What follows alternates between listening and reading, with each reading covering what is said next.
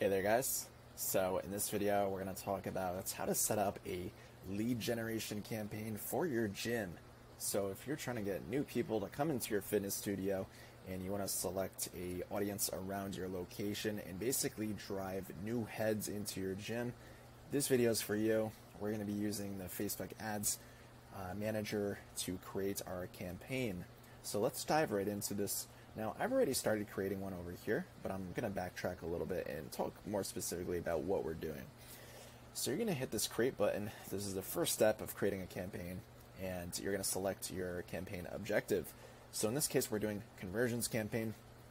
And the reason why we're doing conversions is because we have specific web URLs that we're actually going to be using to optimize on our behalf. So in other words, this is our thank you page. So when someone opts into the form on the landing page, aka this button over here, this is the URL that we want to optimize for and basically tell Facebook, hey, look at the people that have already converted to leads from making it to this page.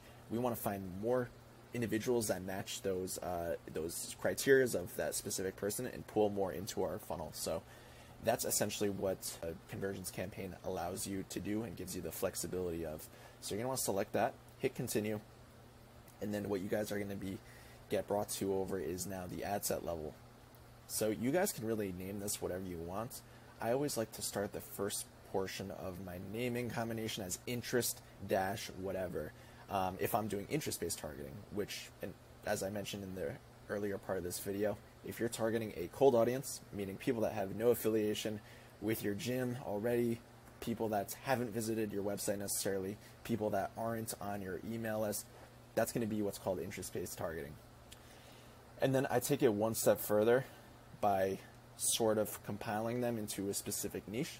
So we're targeting people that have at least some interest in fitness. You could leave this broad and simply just do, people living around the radius of your location. But I want to target people that have at least some interest in fitness. So I'm going to talk more about that in a second. But you're going to select your conversion event location. So 99% chances are that you're going to be selecting websites because more than likely you're going to be driving people to either the website of your gym or the landing page of your gym. So you're going to want to select website, and then it's going to give you these two options, pixel and conversion event. So I already have what's called the Facebook pixel code installed onto my landing pages. And everyone has access to a pixel. Whether you have this installed on your website or landing page already is another question. But assuming that you already have this installed, this gives you more room to play with when creating conversion events. And you're going to want to have this installed because, like I said, this is really to allow Facebook to optimize on your behalf as well as retarget people that have already visited your page. So I'm going to have a video on more about talking about the pixels and conversion events in the near future, but for now just bear with me, or try to do a little bit of your research if you're still stuck, or just drop a comment and message me if you need help. But I have this set up already. So we have the pixel that's again already installed on these pages, as well as the conversion events, which I already created. So we're optimizing for thank you page. In other words, after someone clicks this button, submits their lead information, and makes it to this page, this URL, assuming someone has already visited this URL, this tells me that they're a lead. Otherwise, they wouldn't have made it to this page. So that's what we're optimizing for. Now for budget, you have the option of selecting what's called a lifetime budget or a daily budget. You can really do either or, but I always recommend doing daily budget. I just think it makes more sense and it's easier for me to track on a day-to-day basis. There's really no need to do lifetime budget unless you're really pinched for money and you just want to spread it out. Basically milk it as far as you can, but we're going to keep that. Now over here, as I mentioned briefly, the audiences. So you're going to want to select people that are living in the radius of wherever you're located. Age range, I'm keeping this broad in this case. And then again, we're targeting people who match interest, fitness interests already. So in other words, CrossFit, health and wellness, personal training, self-confidence, basically those kind of things.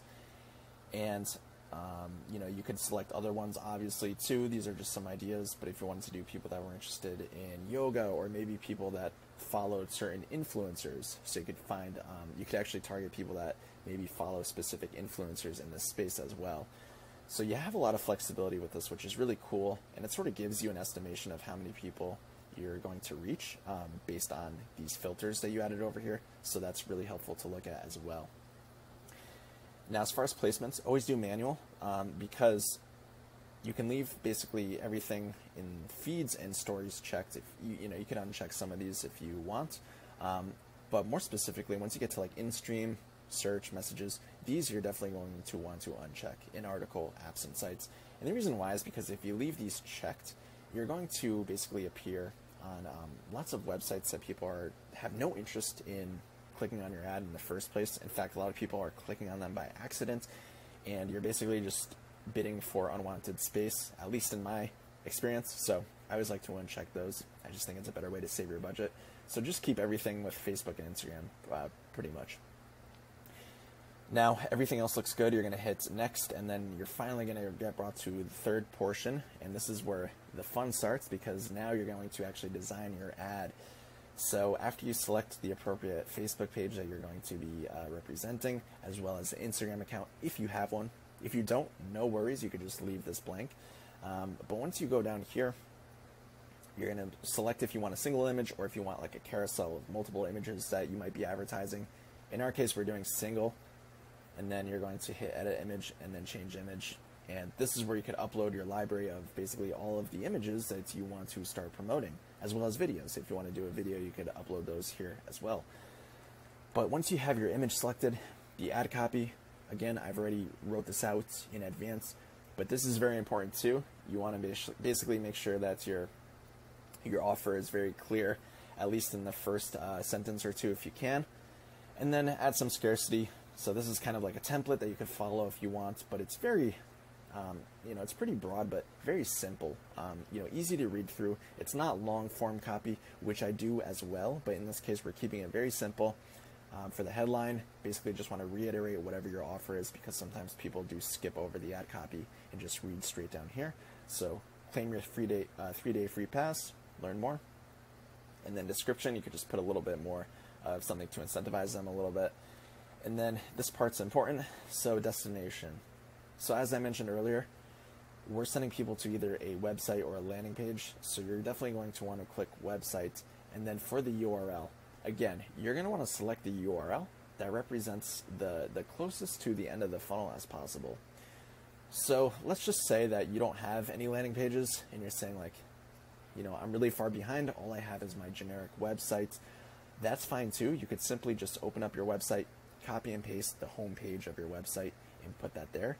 That is okay, but I definitely would recommend that if you have at least some type of funnel set up, in other words, something like this, you're going to want to select the last page of whatever that funnel is, basically the thank you page, copy and paste that URL, or I'm sorry, you're going to want to select, my mistake, you're going to want to select the first landing page of whatever your URL is, copy and paste it into here.